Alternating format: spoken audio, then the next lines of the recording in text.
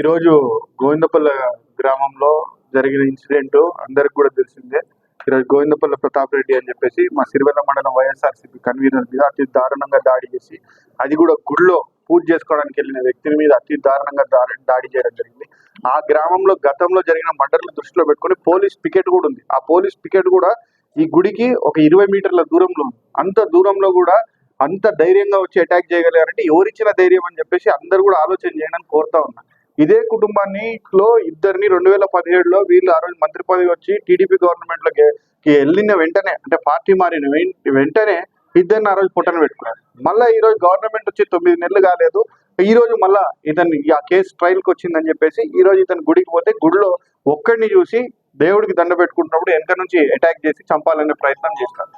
తీవ్రమైన గాయాలు తగిలినాయి. డాక్టర్లు ఇంకా అబ్జర్వేషన్ లో పెట్టాలి. అబ్జర్వేషన్ లో తర్వాత కానీ మేమేం చెప్పలేమని చెప్తా ఉన్నారు.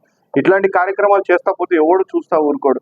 ఈ రోజు ఇట్లాంటి ఈ వ్యక్తి ఎవరైతే ఈ కార్యక్రమాలకు అన్ని పాల్పడుతున్నాడో అతని హిస్టరీ చూసుకోండి. అతను ఏం చేసినాడు. గతంలో గోవిందపల్లి ప్రతాప్ రెడ్డి మర్డర్ లోనే ముద్దాయి గారు, అతను హైర్డ్ అసాసిన్. ఆ రోజు గోవిందపల్లి ప్రభాకర్ రెడ్డి మర్డర్ లో ఆయన సూడో నక్సలైట్లను తీసుకొచ్చి ఆ కార్యక్రమాన్ని నిర్వహించడం జరిగింది.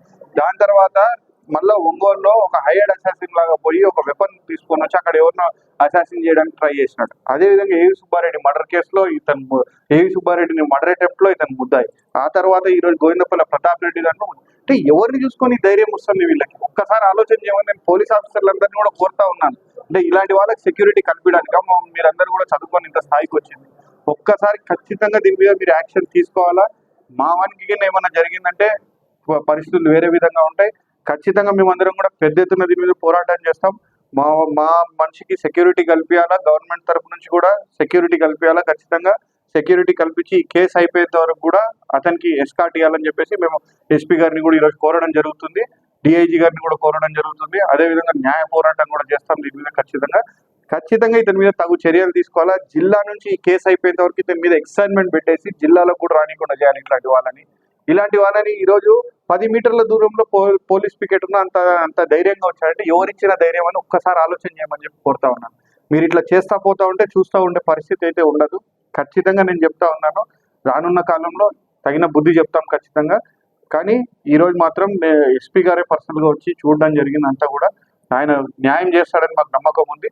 ఇప్పుడు అతను మా ఎవరైతే ప్రతాప్ రెడ్డికి ఇంజరీస్ అయినాయో ఆయన చిన్న సర్జరీలో ఉన్నాడు. ఆ సర్జరీ అయిపోయి ఆయన కాన్షియస్లోకి వచ్చిన తర్వాత ఎస్పీ గారు కూడా మళ్ళీ వచ్చి అన్ని కూడా కేసు ప్రొసీజర్ అంతా కూడా కంప్లీట్ చేస్తామని చెప్పడం జరిగింది.